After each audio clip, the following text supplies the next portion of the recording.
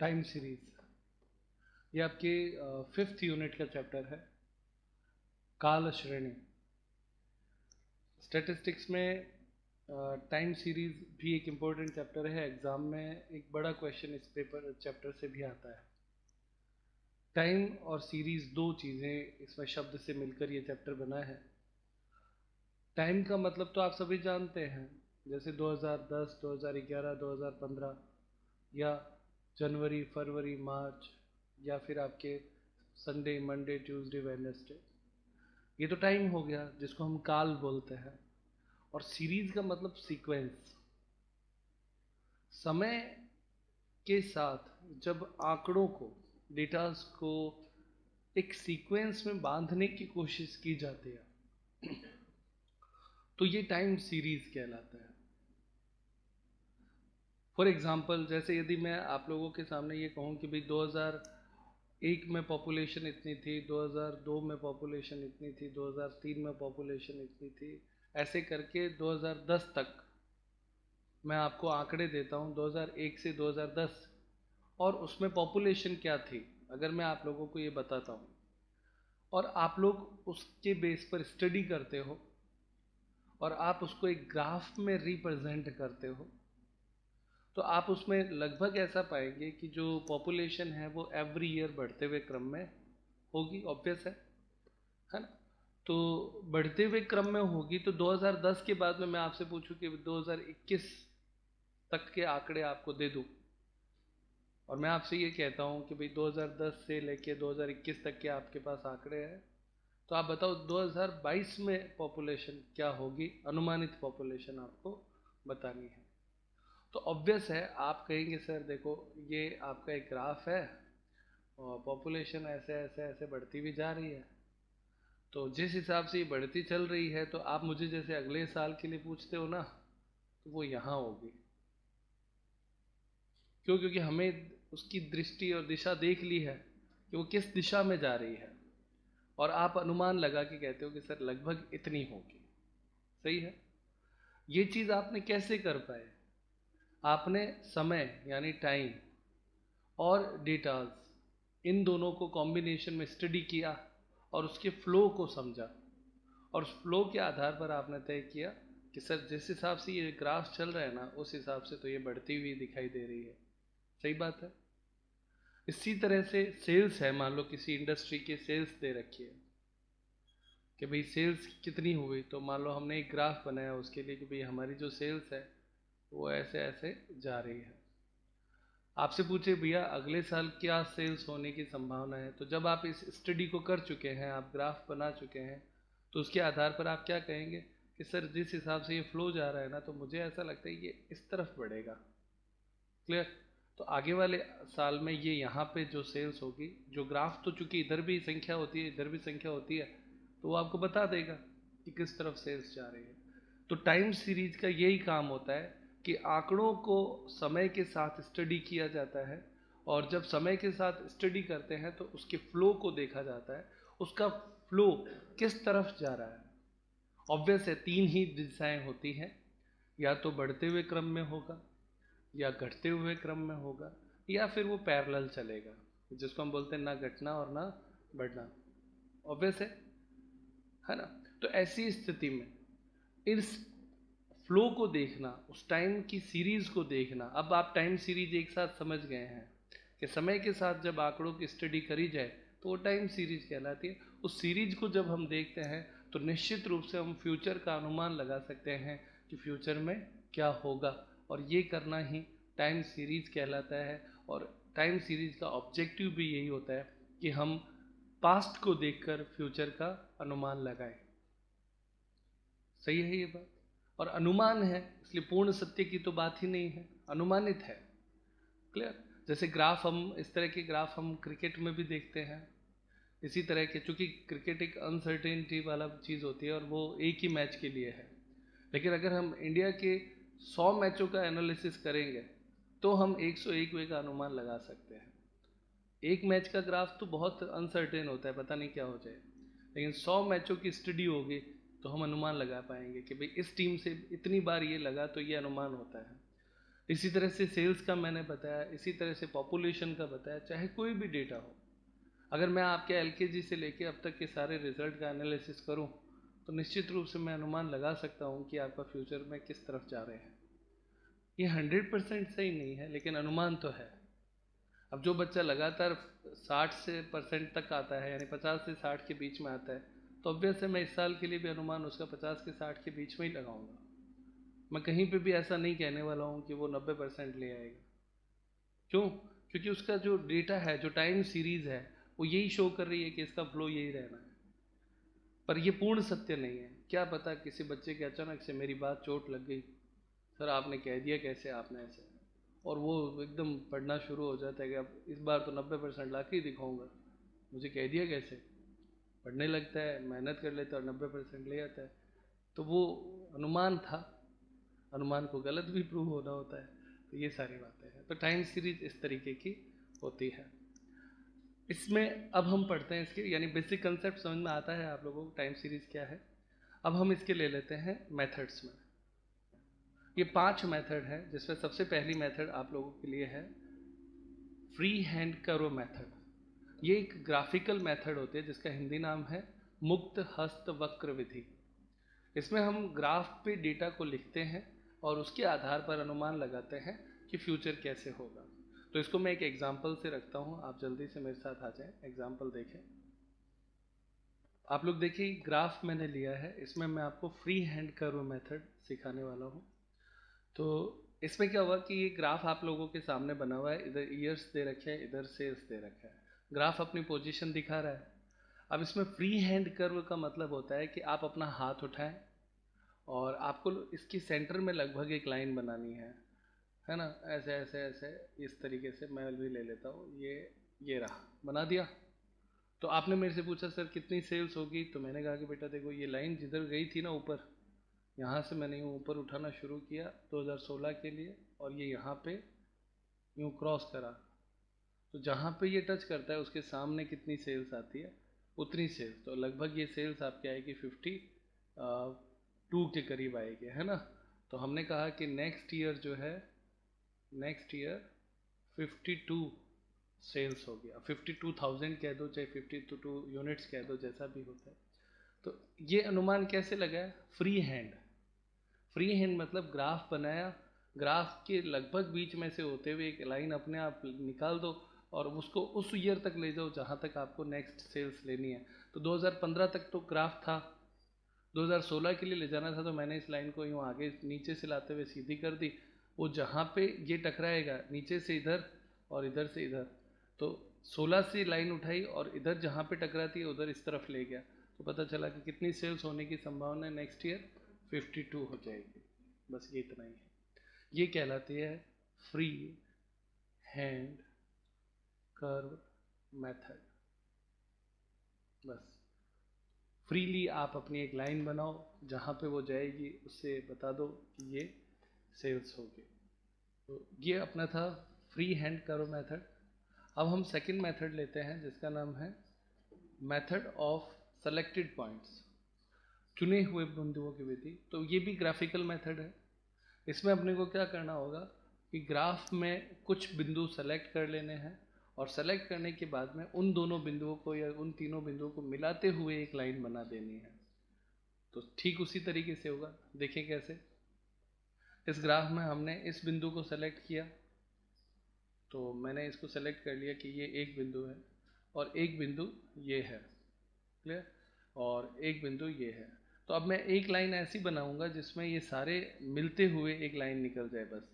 तो मैं इसको यहाँ से शुरू करा और इन तीन बिंदुओं को मिलाते हुए एक लाइन बनाई, ये तीनों से बिंदु से मिलते हुए लाइन है, और नेक्स्ट ईयर के लिए ले गया, नेक्स्ट ईयर के लिए ले गया। तो यहाँ से ये ऊपर कहाँ तक जाती है, वहाँ पे इसको लिया और वहाँ से इस तरफ ले आया। तो ये लगभग आपके कितनी सेल्स आएगी, 50 के करीब इसकी सेल्स आएगी, यानी आपके बहुत ज़्यादा अंतर इसमें नहीं आने वाला है। तो ये कहलाता है चुने हुए बिंदु, selected point, selected point method.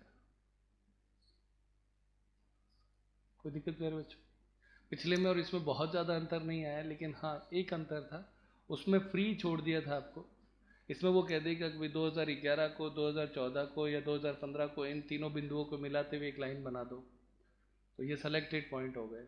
3 बिंदु लिए, तीनों को मिलाते हुए एक लाइन निकाली, ये लाइन लगभग सबकी एक जैसी जाएगी, क्योंकि इसमें आपको थोड़ा सा बंधन बना दिया है कि आपको 2011, 2014 और 2015 इन 3 बिंदुओं को मिलाते हुए लेना है। तो हर व्यक्ति इसको इंस्ट्रक्शन को फॉलो करेगा तो ये लाइन एक जैसी निकलेगी, इसलिए इसको बोलते हैं सेलेक्टेड पॉइंट मेथड।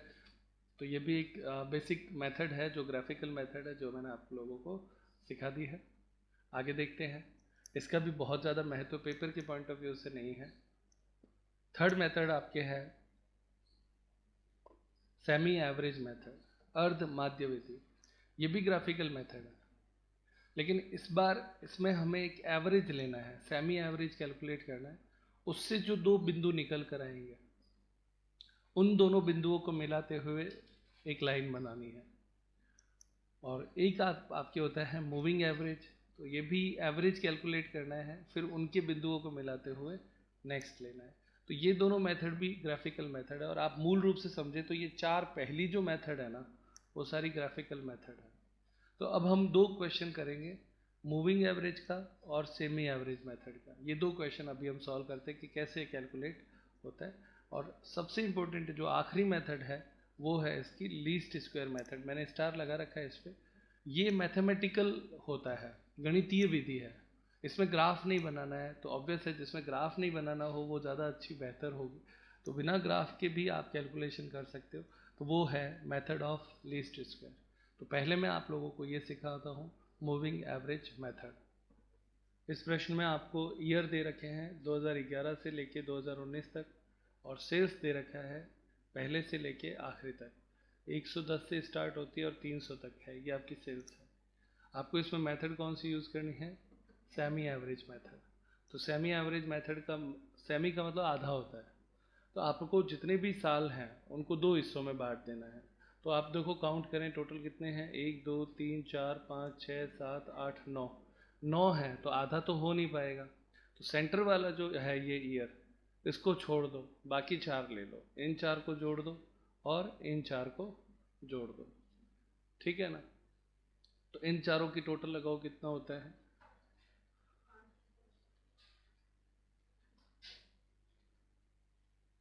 इन चारों की टोटल कितनी आती है, 550। और 4 को जोड़ा है तो 4 का भाग दे दो, और इधर भी टोटल बताना 1050। इसमें भी 4 का भाग दे दो, कितना आता है, पहले का कितना आया 137.5, और इसका 262.5। ये आपके सेमी एवरेज मेथड आ गया।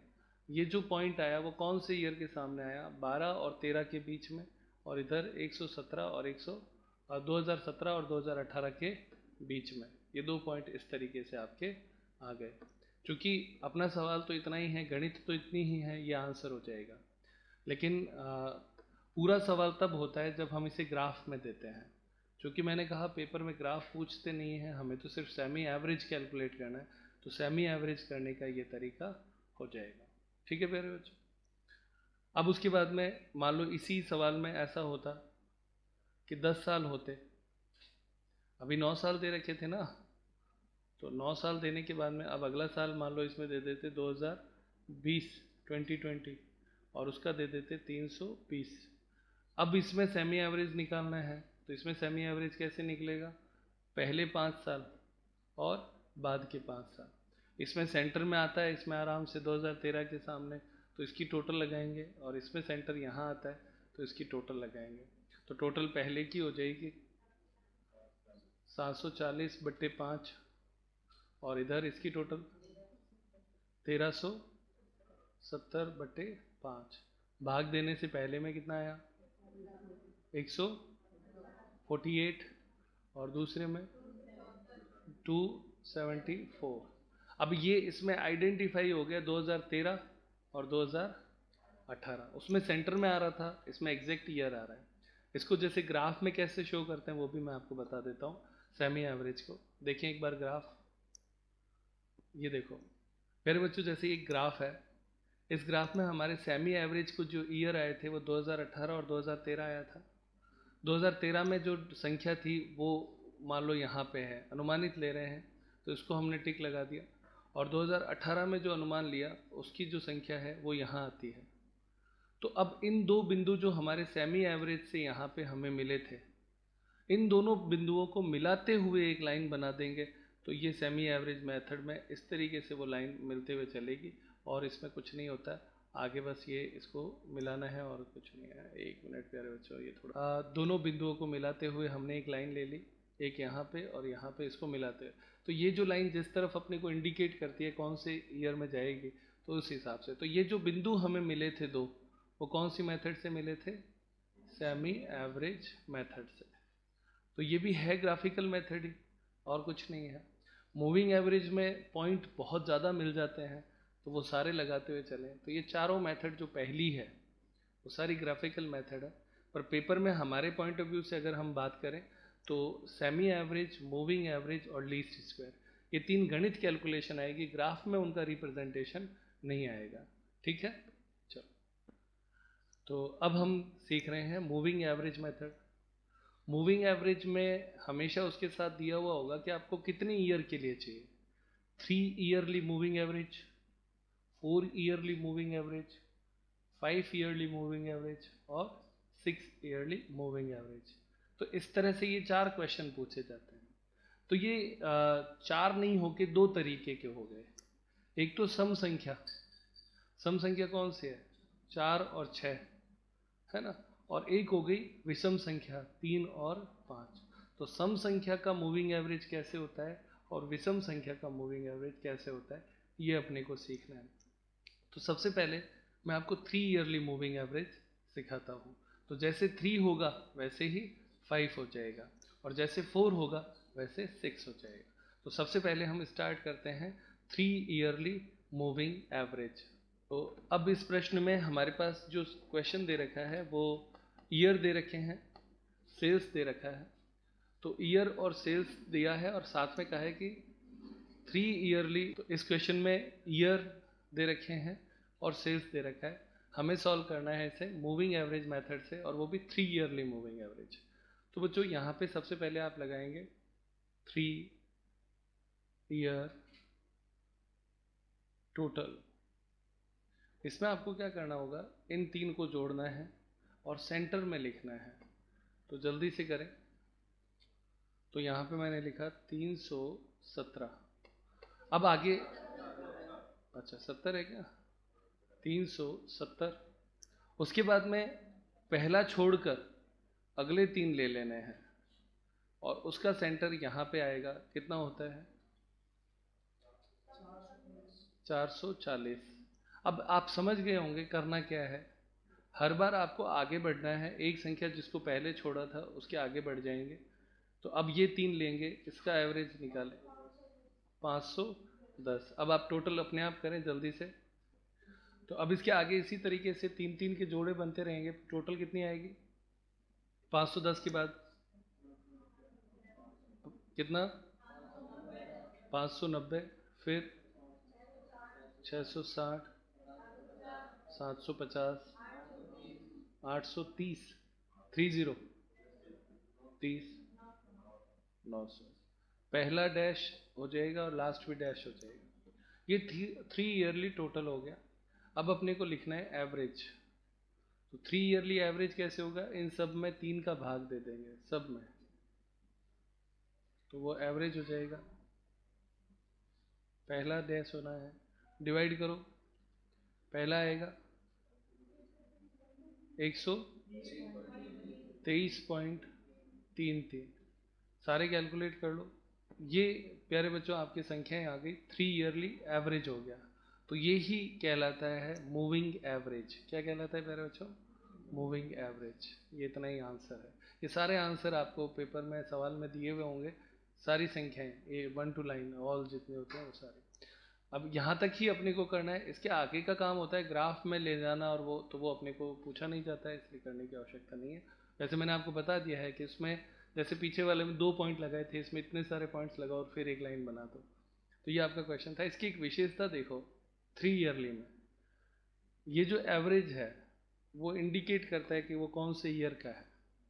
यानी 2012 में 123.33, 2013 में 146.66, ऐसे वो इंडिकेट करना चाहिए, ऐसा रिफ्लेक्ट होना चाहिए, तो वो इसमें अपने आ गया है। ये आपका मूविंग एवरेज था 3 ईयरली। 5 ईयरली भी सेम ऐसा ही होगा, 3 और 5 सेम होता है, उसमें बस होगा अंतर कहाँ आएगा, 5 का मूविंग लेना है टोटल और उसमें डिवाइड कर देना है 5 से, तो वो होगा। एक और क्वेश्चन देखें।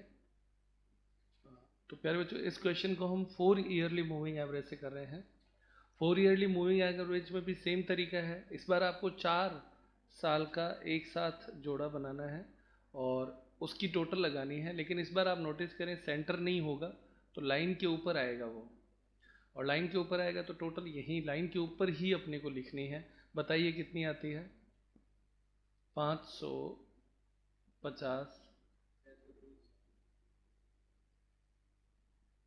फिर अगले 4 यहाँ से लेके यहाँ तक लेने हैं और उसका सेंटर इस लाइन के ऊपर आ जाएगा, कितना, 630। इसी तरीके से सारे ले लो, तो इसके आगे होगा 730, 840, 940, 1050, 1150। हो गया, ये खाली रह जाएगा, कोई दिक्कत नहीं। अब आप नोटिस करेंगे इसमें सेंटर में नहीं आया बल्कि लाइन के ऊपर आ गया, तो इसको सेंटरिंग करना पड़ेगा, सेंटरिंग टोटल, इसलिए एक अगला कॉलम बनेगा सेंटरिंग का। क्या बोलते हैं उसको, सेंटरिंग मूविंग टोटल, तो उसको आप सेंटरिंग बोल सकते हो, बीच में लाना। इसमें आपको 2 ईयरली मूविंग करना पड़ेगा। 2 ईयरली मूविंग मतलब इन दोनों को जोड़ो और सेंटर में लिखो, कितना आता है, 550 और 630, 1180। आप देखिए सेंटर में आ गया है, ये आ गया ना। अब अगला, इन दोनों को जोड़ो और सेंटर में लिखो 1570, पहले 1360 है क्या ये, चलो 1360। फिर अगला देखो, इन दोनों को लेना है, बोलो 1570। फिर इन दोनों को लेना है, ये दोनों हो गए थे ना, इन दोनों को लेना है 1780। अब इसी तरीके से इसको बोलते हैं 2 ईयरली, दो दो के चलता रहेगा, दो दो में आगे चलता रहेगा। बोले संख्या अगली क्या है, 1780 के बाद में 1990, 2200।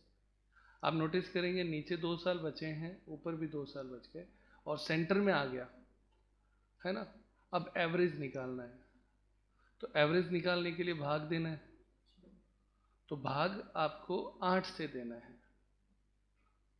8 से क्यों, 4 के जोड़े पहले बनाए थे, फिर उन 4 का डबल कर दिया आपने सेंटरिंग करने के लिए।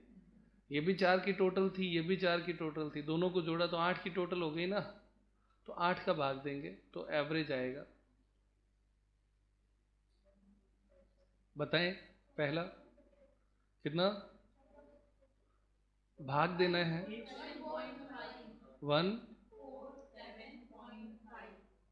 147.5, 170, 196.25, 222.5, 248.75, 275, 275। ये आपके आंसर हो गए 4 ईयरली मूविंग एवरेज। तो 4 का जब करेंगे और 6 का जब करेंगे तो उसको सेंटर में लाना पड़ेगा। सेंटर में लाने का कारण क्या होता है, ये देखो वही। अब ये जो आंसर है ना वो एग्जैक्ट एक ईयर के सामने जाता है, 13 के सामने, ये आंसर सीधा 15 के सामने, ये आंसर सीधा 17 के सामने। तो ईयर से वो मैच करवाने के लिए सेंटरिंग किया, क्योंकि पहले लाइन के ऊपर आ रहा था ना, तो वो क्लियर नहीं हो रहा था कि वो कौन से ईयर में जाएगा, इसलिए सेंटरिंग करना पड़ता है। तो जिस तरह से हमने 4 ईयर का किया था वैसे ही 6 का होगा, यानी 4 और 6 में सेंटरिंग होगा और 3 और 5 में सेंटरिंग नहीं होगा। बस ये इतना सही है। तो 3 और 5 में तो डिवाइड भी 3 और 5 से करेंगे, क्लियर। और 4 का होगा तो किससे डिवाइड करना है, 8 से, और 6 का होगा तो 12 से, डबल से कर देंगे। इतना ही सवाल है 4 ईयरली मूविंग एवरेज का। तो ये अपने एवरेज बेस्ड जितने भी थे ग्राफिकल मेथड सारे यहाँ पे आज कंप्लीट होते हैं। कल की क्लास में मैं आपको लीस्ट स्क्वायर मेथड सिखाऊंगा। ठीक है प्यारे बच्चों।